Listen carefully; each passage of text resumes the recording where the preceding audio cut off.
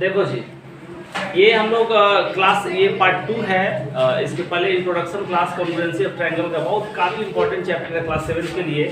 और जो लोग पहली बार इस चैनल को अगर विजिट करेंगे तो कम से कम एक बार चैनल को सब्सक्राइब कर लो और वीडियो को लाइक कर दो और शेयर कर दो। कम से कम अगर सब्सक्राइब किया रहेगा तो जो भी लेटेस्ट वीडियो अपलोड होगा उसका नोटिफिकेशन टाइम टू टाइम सबको मिलते रहेगा। हम लोग कॉन्ग्रुएंसी ऑफ ट्रायंगल में इंट्रोडक्शन पार्ट 1 कंप्लीट कर लिए हैं। एक तरह से समझो कि ये इंट्रोडक्शन पार्ट 2 है।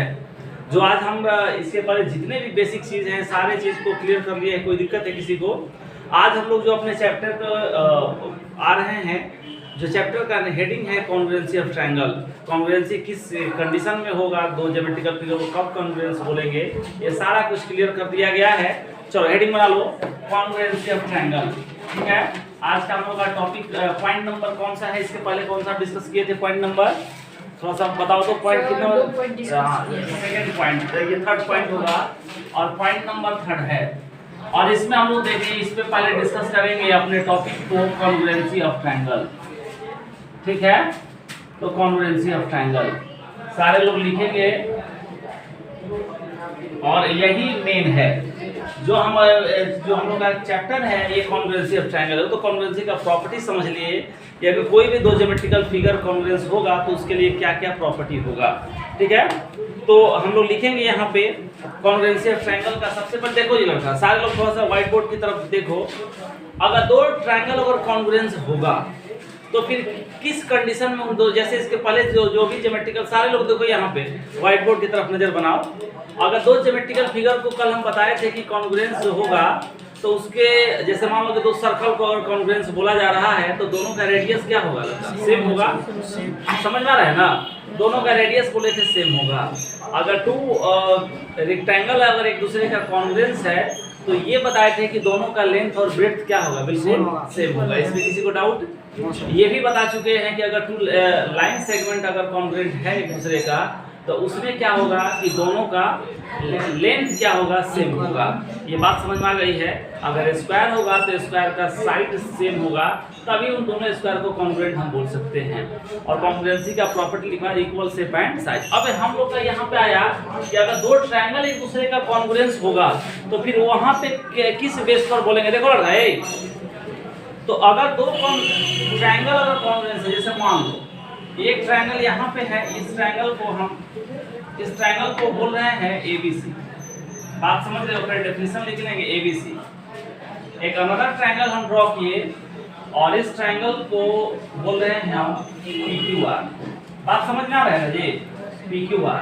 देखो, तो सबसे मेन चीज है कि इस ट्रायंगल को लिखने का तरीका क्या होना चाहिए। जैसे मान लो कि अगर दो ट्रायंगल ABC है, एक ट्रायंगल और दूसरा ट्रायंगल क्या है? PQR। समझ लेंगे, डेफिनेशन लिखवा देंगे। अगर ये दोनों, तो पहले देखो एंगल, मान लो कि एंगल A जो है इस ट्रायंगल ABC का, वो एंगल किसके इक्वल है? P के इक्वल है। बात समझ रहे हो? हम ऐसा कंसीडर कर लिया गया। एंगल B जो है इसको डबल लाइन से क्रॉस कर रहे हैं, ध्यान देना यहाँ पे एंगल Q के इक्वल है।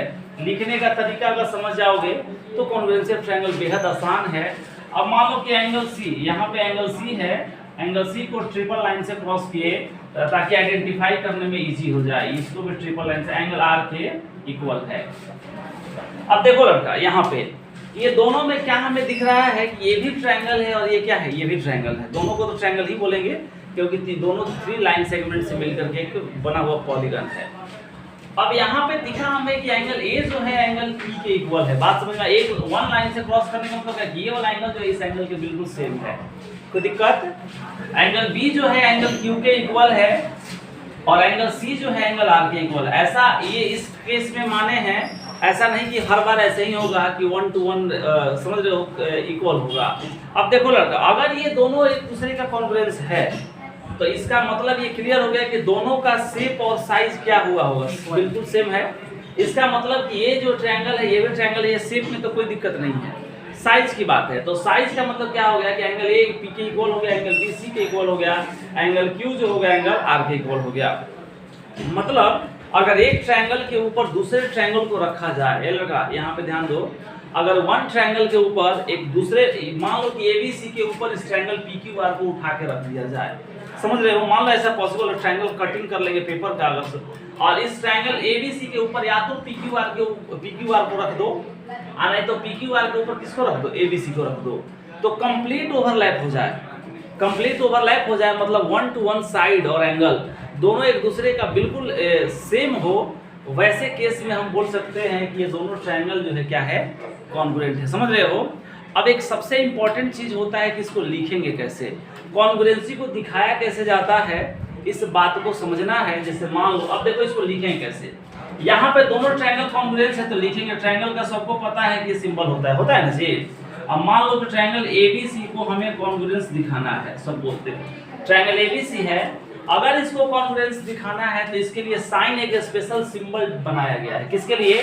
तो अगर दो शेप को कॉन्ग्रुएंस दिखाना है तो दोनों, चाहे वो लाइन सेगमेंट को दिखाओ, सर्कल को दिखाओ, रेक्टेंगल को दिखाओ, किसी भी ज्योमेट्रिकल फिगर को, अगर दो ज्योमेट्रिकल फिगर को कॉन्ग्रुएंस रिप्रेजेंट करना है तो उसके लिए स्पेशल सिंबल बनाया गया है। अगर उन दोनों ज्योमेट्रिकल फिगर के बीच में उस सिंबल को डाल दे रहे हैं तो ये क्लियर हो जाता है, ये हम अंडरस्टूड हो जाएगा, ये दोनों जो ज्योमेट्रिकल फिगर है, two geometrical figures are congruent to each other. बात समझ में आ गया? अब देखो यहाँ पे ट्रायंगल एबीसी जो है पीक्यूआर के क्या है, कॉन्ग्रुएंस है, तो हम लोग इस, देखो ये साइन का यूज करेंगे, इस तरह से इक्वल का साइन डालेंगे और एक ऊपर में ऐसे कर्व लाइन कर देंगे। बात समझ रहे हो? इक्वल का साइन डालेंगे और ये ऐसे टेढ़ा कर्व लाइन कर देंगे, इसका मतलब कि ये कॉन्ग्रुएंसी को रिप्रेजेंट कर रहा है। और यहाँ पे किसके इक्वल होगा जी? देखो लड़का, अब यहाँ पे थोड़ा सा ध्यान दो, देखो एंगल ए किसके ऊपर था, इक्वल था बी पी के। देखो तो इसमें क्या लिखे हैं, पहले लिखने का ऑर्डर देखो, ऑर्डर चेंज नहीं करना है। देखो एंगल ए, तो एंगल ए किससे मिल रहा है, यहाँ पे फिगर में देखो एंगल पी से ना, तो यहाँ पे ट्रायंगल पी में पहले पी एंगल को लिखेंगे, उसके बाद देखो लड़का ए, यहाँ पे क्यू बी किससे मैच कर रहा था, क्यू, तो बी के बाद यहाँ पे पी के बाद किसका यहाँ पोजीशन होगा, क्यू का ना, समझ रहे हो? तो यहाँ पे क्यू लिखेंगे। यहाँ पे देखो सी का, सी किससे मिलेगा, आर से। बात समझ रहे हो? हम इसको दूसरे तरह से, इस पर एक फिगर को बना लो, फिर हम एक डेफिनेशन लिखवा दे रहे हैं, छोटा सा कमेंट होगा, इस फिगर को पहले बना। ये दो ट्रायंगल को कॉन्ग्रुएंस किस केस में बोलेंगे हम यहाँ पे बता दिए। देखो डेफिनेशन लिखवा दिए हैं कॉन्ग्रुएंसी ऑफ ट्रायंगल का। Two triangles are said to be congruent if there exist 1 to 1 corresponding between their vertices such that the corresponding sides and angle are congruent। मतलब सिंपल समझो कि अगर दो ट्रायंगल एक दूसरे का कॉन्ग्रुएंट होगा तो उसके 1 to 1 corresponding एंगल और 1 to 1 corresponding साइड्स हमेशा एक दूसरे का क्या होगा, बराबर होगा। इस बात को ध्यान में रखना है, समझ रहे हो? इतना नोट कर लो, सारे लोग नोट कर लिए, नोट कर लो। उसके बाद में हम आगे बढ़ा रहे हैं, दूसरा एक एग्जांपल देकर के समझा रहे हैं कि ट्रायंगल को किस तरह से और दूसरे तरह से, जैसे एक एग्जांपल लेकर समझाए, दूसरे को किस तरह से हम एग्जांपल लेकर के समझाएंगे। समझ रहे हो? ये इतना सारे लोग नोट कर लो, जल्दी से नोट करो, फिर इसको हम रफ कर रहे हैं। यहाँ तक क्लियर हो गया? किसी को कोई डाउट है? चलो, तो ये कॉन्ग्रुएंसी का ये तरीका है कि दो ट्रायंगल को अगर कॉन्ग्रुएंट प्रूफ करेंगे तो किस तरह से हम लोग उसका डेफिनेशन लिखेंगे, क्या माइंड में रख करके कैलकुलेट करेंगे हम लोग। अब देखो जी लड़का, ये पॉइंट नंबर 3 था, कॉन्ग्रुएंसी ऑफ ट्रायंगल। अब हम लोग इसको एग्जांपल के थ्रू समझ रहे हैं कि ट्रायंगल को कॉन्ग्रुएंट प्रूफ करने के लिए हम लोग क्या क्या यूज करेंगे, किस तरह से इसको लिखेंगे। देखो लड़का, एग्जांपल एक थोड़ा सा ले लिया जाए। जैसे मान लो एग्जांपल, देखो लड़का, एग्जाम्पल अगर एक लेकर के समझ लिया जाए। जैसे मान लो कि एक ट्रायंगल यहाँ पे दे दिया गया है, ये बात ध्यान में रखना। देखो यहाँ पे इस ट्रायंगल को हम x, ये y है और ये क्या है लड़का, z।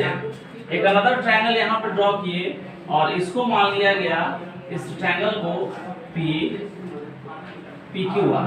बात समझ रहे हो जी? सारे लोग समझ रहे हो नहीं समझ रहे हो? अब देखो इसको हम अलग अलग एंगल को थोड़ा सा चेंज कर रहे हैं। देखो यहाँ पे एंगल जो है x जो है किसके इक्वल है, क्यू के। ये वन लाइन से देखो क्रॉस कर दिए। यहाँ पे ध्यान दो, व्हाइट बोर्ड पर लड़का, एंगल x का वैल्यू जो है क्यू से मिल रहा है। कैसे इसको लिखने का ऑर्डर हमें सीखना है, ऑर्डर में थोड़ा सा भी गड़बड़ी नहीं होना चाहिए। अगर दो ट्रायंगल को कॉन्ग्रुएंस रिप्रेजेंट करना है तो ऑर्डर में बिल्कुल ध्यान देना है कि ऑर्डर किस तरह से एंगल को होगा, क्योंकि डेफिनेशन लिखवाया गया है कि 1 to 1 साइड और 1 to 1 एंगल एक दूसरे का क्या होना चाहिए, कॉरस्पॉन्डिंग होना चाहिए। समझ रहे हो?